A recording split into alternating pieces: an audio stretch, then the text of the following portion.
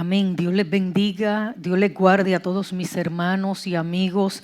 Aquí seguimos orando. Es lo que como iglesia, objetivo número 1, puede hacer en momentos como estos que estamos viviendo. Orar, orar y orar. Esa es la fórmula, mis amados. La oración nos dice, Señor, dependemos de ti. La oración dice, Señor, esperamos en ti. La oración dice, Señor, confiamos en ti. En medio de todo lo que está ocurriendo, Señor, nuestra confianza está en ti. Por lo tanto, mis amados hermanos, en esta preciosa tarde quiero compartirles una línea de pensamiento que comencé el domingo. Pueden verlo en nuestra página directamente en el Centro de Discipulado Mundial, pero hoy a través de nuestra hermana Iglesia Cristiana El Sendero de la Cruz le compartimos la segunda parte alineado a lo que estamos viviendo, a lo que estamos enfrentando.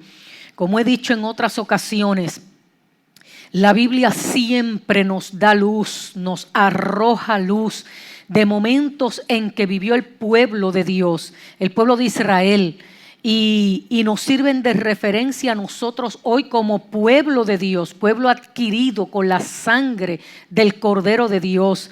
Nosotros que somos parte de ese plan divino, que antes no éramos, pero ahora lo somos. Entonces nos ayudan y nos arrojan luz sobre los tiempos que estamos viviendo, y que siempre la palabra de Dios sea lumbrera en nuestro camino. Dice la palabra del Señor en Isaías 54:10, pues las montañas podrán moverse y las colinas desaparecer, pero aún así mi fiel amor por ti permanecerá. Mi pacto de bendición nunca será roto, dice el Señor, que tiene misericordia de ti. Repito, las montañas podrán moverse y las colinas desaparecer, pero el fiel amor de Dios por nosotros es permanente, y su pacto de bendición sobre nosotros nunca será roto. Él tendrá misericordia de nosotros. Esa palabra fue dada al pueblo de Israel a través del profeta Isaías. El pueblo vivía en tiempos difíciles, complicados, el conflicto era grande, el proceso que iban y que estaban viviendo era difícil para ellos como nación de pacto de Dios, pero Dios ha sido fiel, fue fiel, es fiel y seguirá siendo fiel. Y esa palabra nos ayuda a nosotros a afianzarnos en ella, a confiar en el Dios de pacto, en el Dios fiel. Por lo tanto, hoy les comparto la segunda parte, entendiendo las crisis, entendiendo los tiempos de conflictos. Matthew Henry dice, así como Dios es tardo para airarse, es rápido para mostrar misericordia. Él tendrá misericordia de su pueblo. Número 2, la reunión de su pueblo, el reunir a su pueblo, el restaurar a su pueblo, el tener misericordia de su pueblo y cumplir sus promesas sobre su pueblo, nace de la misericordia de Dios, no de mérito alguno de nosotros. Es con grandes misericordias y con bondad eterna que Dios hace valer sus promesas y sus pactos sobre su pueblo. La ira es poca, pero las misericordias son grandes. La ira es momentánea, pero la bondad es eterna. No tenemos que desesperarnos bajo las aflicciones ni perder la esperanza del alivio y el socorro que viene de lo alto. Los montes podrán ser estremecidos, incluso han sido removidos, pero las promesas de Dios nunca han sido ni serán quebrantadas por ningún suceso. Las confianzas, la confianza en los seres humanos puede frustrar cuando nos fallan, pero Dios nunca falla. Dios reprende y corrige a su pueblo por las cosas equivocadas y sus pecados y decisiones desacertadas que toman, pero no los desecha. Su gracia, su favor y su amor los levanta. Establezco esto como fundamento para que entendamos las crisis desde la perspectiva de Dios hacia nosotros que somos sus hijos, que somos su pueblo. Por lo tanto, el paso número 1 para entender las crisis desde la perspectiva divina del plan eterno de Dios, como bien dice la palabra, mis pensamientos acerca de ti son de bien, son de paz. He preparado un futuro, tengo una esperanza para ti. Los planes y propósitos de Dios son inalterables, son de paz y son de bien. Y esas palabras las dice Dios a través del profeta en momentos de grandes conflictos, de crisis grande del pueblo. Por lo tanto, en medio de toda crisis, en medio de todo conflicto, en medio de estos tiempos peligrosos que estamos viviendo, debemos prestar atención a lo que Dios ha dicho sobre sus hijos. Entonces, entendamos las crisis desde ese ángulo. Pueblo escogido no está exento a afectarse o que nos toque parte de este gran conflicto. Somos parte de una sociedad, vivimos en este mundo, pero no pertenecemos a este mundo. Por lo tanto, entendamos esos procesos desde la perspectiva de Dios, el Dios de toda provisión, el Dios que cuida, el Dios que es fiel, el Dios que no ha cambiado sus planes y propósitos y cuyo pacto es eterno, basado en la sangre del Cordero de Dios. El paso número 1 para entender las crisis desde esta perspectiva son cambios profundos y de consecuencias importantes. Debemos entender ambos términos, cambios profundos, consecuencias importantes en un proceso o una situación. Es la manera en que estos son apreciados a nivel político, médico, social, económico, existencial y también en nuestros procesos espirituales como hijos de Dios. Las crisis tienen 3 aspectos: una solución, una fecha de caducidad y una enseñanza para toda la vida. Puede posibilitar la vida o la muerte, crecer o morir. Puede ser un equipamiento para futuras conquistas o te pueden llevar a un pozo profundo donde se desvanezcan proyectos y esperanza. Lo que se conoce como la trilogía que define toda crisis es el desequilibrio que estas producen, la temporalidad y la capacidad interna de caminar hacia un más o hacia un menos. Pero lo cierto es que ninguna crisis es neutra. Siempre supone un avance o un retroceso. Nunca pasa inadvertidamente para el individuo, para la familia o la sociedad. Toda crisis tiene la misma secuencia: el conflicto, el desorden y la adaptación o desadaptación. Un conflicto implica tensión entre diferentes aspectos, pero también lleva la semilla del cambio. La crisis siempre te obligará a tomar una decisión, a elegir. Como dice el psiquiatra Alejandro Rocamora, y lo cito: en las grandes crisis el corazón se rompe o se curte. Dicho en otras palabras, Las crisis te quiebran o te fortalecen. Todo depende dónde tengas puesta tu mirada, tu confianza, en dónde está anclada tu fe, hacia dónde estás mirando, qué estás escuchando, en qué estás poniendo tu atención.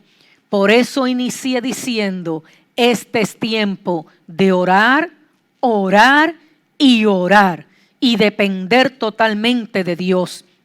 El paso número 2, si la crisis es esto que te he explicado y yo tomo la decisión y la opción de crecer, de aprender, de madurar, de confiar más en el Señor, entonces la crisis será el vehículo que me lleve a producir hambre. La crisis produce hambre, visto desde esta perspectiva. La crisis me produce hambre. Ese es el paso número 2. Y la palabra dice, bienaventurados los que tienen hambre y sed de justicia, porque ellos serán saciados. Si opto por crecer en la crisis, por descubrir el potencial de lo que Dios ha depositado en mí y pongo mi confianza en Dios y sabré que prevaleceré victoriosamente porque Dios cumplirá su propósito en medio de esta crisis en mi vida, con sus planes, sus propósitos, entonces la crisis misma me guiará en una hambre de búsqueda, de respuesta en la presencia de Dios. La crisis producirá hambre y Dios dice en su palabra que seré saciada. Es el paso número 3. El hambre me motivará a una búsqueda. Repito, el paso número 3, esa hambre me motivará a la búsqueda. Y Dios me dice en su palabra, busca primeramente el reino de Dios y su justicia, y todas las cosas serán añadidas.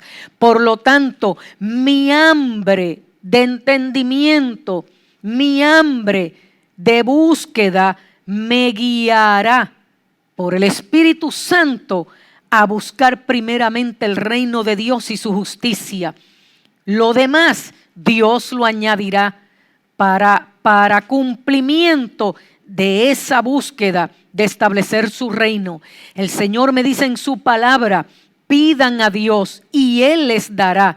Hablen con Dios y encontrarán lo que buscan. Llámenlo y Él los atenderá, porque el que confía en Dios recibe lo que pide, encuentra lo que busca y si llama es atendido. Por lo tanto, si la dirección que tomo en mi crisis es a depender de Dios, esa misma crisis provocará hambre espiritual en mí y esa hambre espiritual me motivará a una búsqueda mayor de entendimiento. Y el paso número 4, la búsqueda traerá conocimiento de revelación. Porque yo sé los pensamientos que tengo acerca de vosotros, dice Jehová, pensamientos de paz y no de mal, para daros el fin que esperáis. Entonces me invocaréis y vendréis y oraréis a mí y yo os diré, y me buscaréis y me hallaréis, porque me buscaréis de todo vuestro corazón y seré hallado por vosotros, dice Jehová. El Señor nos quiere guiar en los tiempos de crisis. Por eso hay que entender las crisis desde la perspectiva de Dios, desde el pensamiento de Dios, desde sus planes y propósitos. Por lo tanto, esa búsqueda traerá conocimiento de la revelación. Como hemos dicho repetidamente esta semana, clama a mí, yo te responderé, te haré ver cosas grandes y ocultas que tú no conoces. He aquí, yo les traeré sanidad y medicina y los curaré. y les revelaré abundancia de paz y de verdad.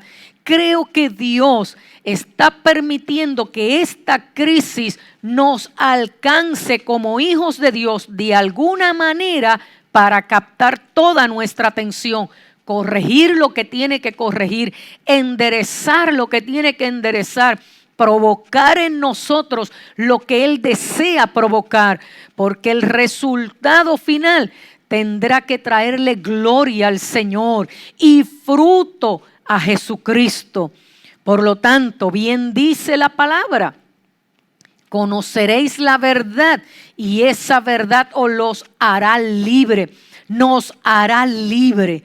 El paso número 5, el conocimiento de la revelación producirá realización. No puede haber conocimiento de revelación y quedarme en status quo. No puede haber conocimiento de la revelación y yo quedarme conforme, como si esa fuera la meta y el objetivo final.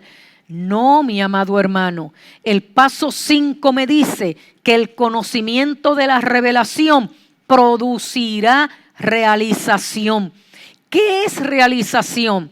Realización en un significado simple es una palabra que se refiere como la acción del resultado de realizar o realizarse, en llevar a cabo algo, una cosa, una tarea, una obra, una acción, es convertir en realidad un proyecto o un objetivo.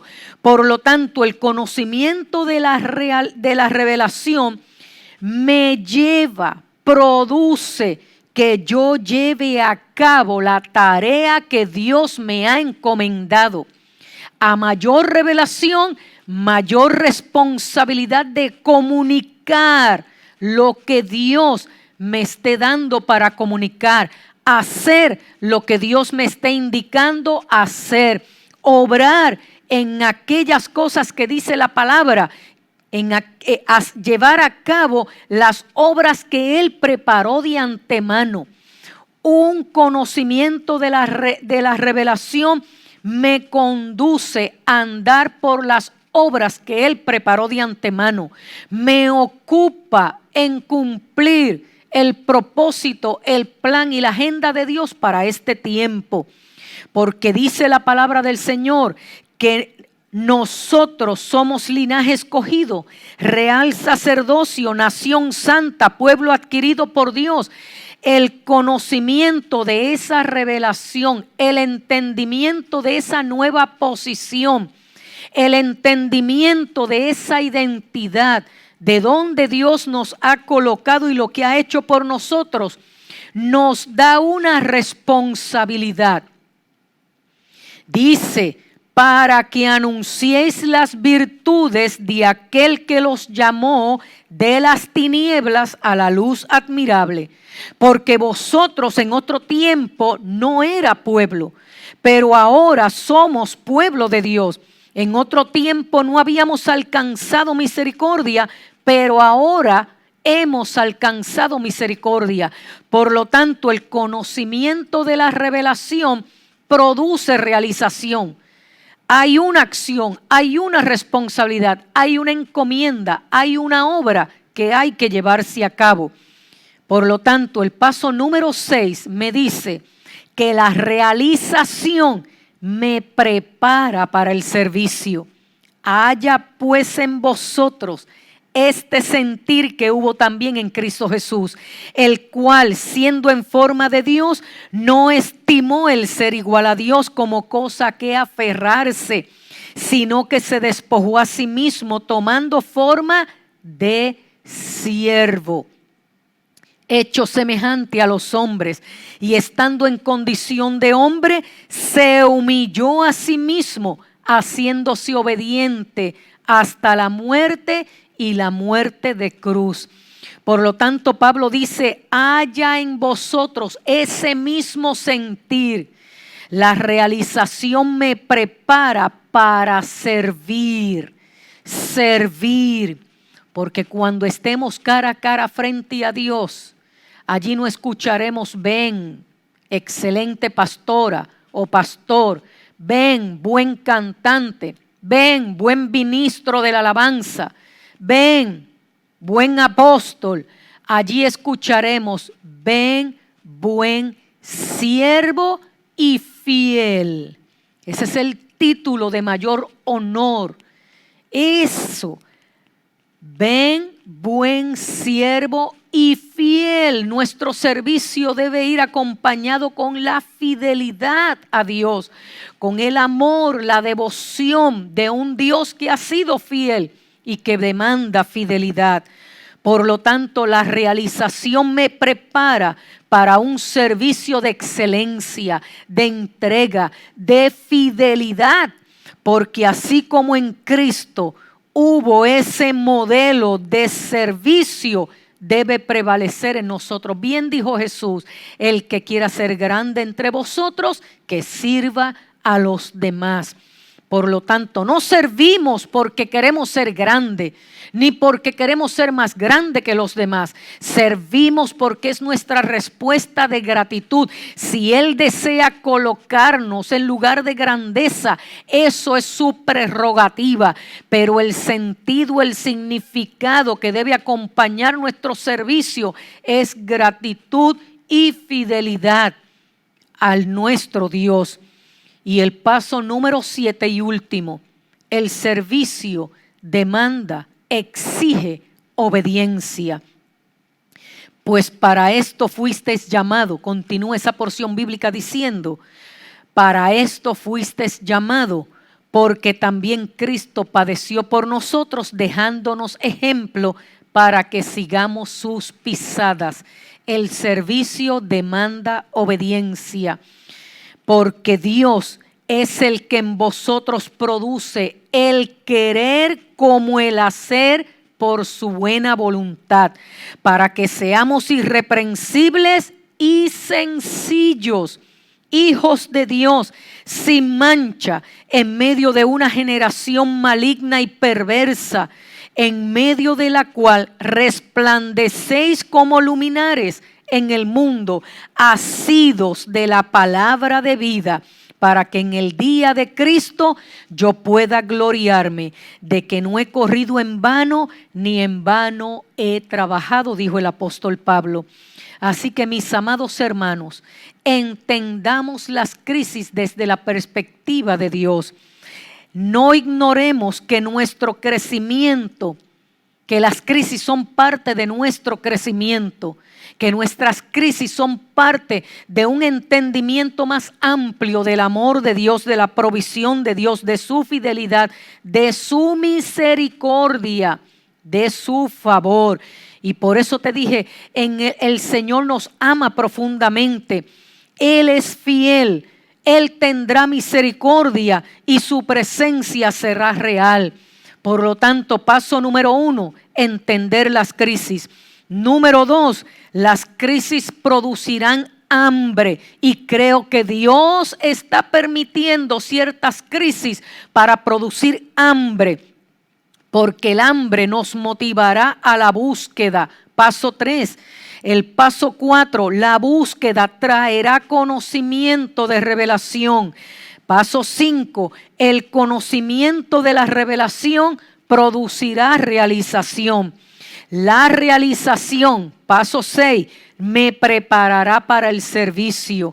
Y paso 7, el servicio demandará obediencia. Y este es un tiempo en que Dios demanda obediencia absoluta y radical a Él, a su palabra, a sus instrucciones. Por lo tanto, en este proceso en el que nos encontramos, nos resta una sola cosa: orar, orar, orar, confiar, asirnos de Dios, de su palabra, de sus promesas, prestar atención a Él, mis amados, y permitir que Él saque el potencial que Él mismo ha depositado en nosotros en medio de estos tiempos peligrosos y de grandes conflictos. sus promesas, su propósito, sus planes prevalecerán sobre sus hijos que le obedecen, que le aman, que sirven y son fieles a Él. Oramos al Señor. Padre eterno, Padre de bondad y de misericordia, tú has sido bueno, eternamente bueno con nosotros. Tu fidelidad es para siempre y tus misericordias nuevas cada mañana. Aquí estamos en medio de un gran conflicto, de tiempos peligrosos, como dice el apóstol Pablo, pero hemos escogido en medio de todo y frente a todo y a pesar de todo, Señor, escogemos mirarte a ti, agarrarnos de ti, creer en tus promesas, en tu fidelidad, en tu grandeza, en tu suficiencia. Tú eres el Dios que todo lo ves, que todo lo sabes, que todo lo puedes, y tú nos conducirás en medio de estas tinieblas, en medio de este conflicto, de estos tiempos peligrosos. Tú nos conducirás como hijos tuyos, abriendo camino en el desierto, abriendo los mares, deteniendo los cauces de los ríos, pero tú nos llevarás seguro a la tierra prometida.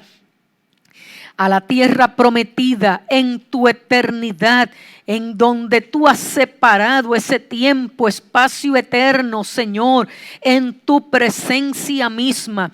Nos conducirá, Señor, a tomar las decisiones correctas, a enderezar lo torcido, a allanar el camino, a corregir lo que haya que corregir, a disciplinar lo que haya que disciplinar, Señor. Todo basado en tu amor eterno sobre nosotros. Tú traerás sanidad, medicina, restauración en tu tiempo, Señor amado. Mientras tanto, en este proceso en el que nos encontramos, fortalécenos en ti, en el poder de tu fuerza. Renueva nuestra fuerza, vivifica nuestros cuerpos, Señor. Vivifícanos espiritual, emocional, mental, Señor, para continuar, Señor amado, en nuestra obediencia, sirviendo en los lugares donde tú nos has ubicado para ser fructíferos, Señor amado. Que tu nombre sea puesto en alto, que tú seas, Señor amado, glorificado en todo y que nosotros podamos, Señor amado, en esta obediencia de servicio y en fidelidad cumplir con lo que tú has determinado en nuestras vidas y a través de nuestras vidas. Cúbrenos con la sangre poderosa del pacto eterno en Cristo Jesús. Padre eterno, Padre de gloria, Padre de bondad, oramos en el dulce nombre de tu Hijo amado Jesús y confiamos plenamente que tú obrarás en bien ante todo este panorama para aquellos que te aman, aquellos que han sido escogidos, Señor, desde la eternidad, Padre Santo, como pueblo tuyo. En el nombre de Jesús oramos. Gracias. Amén, Señor. Amén y amén. Dios te bendiga y Dios te guarde.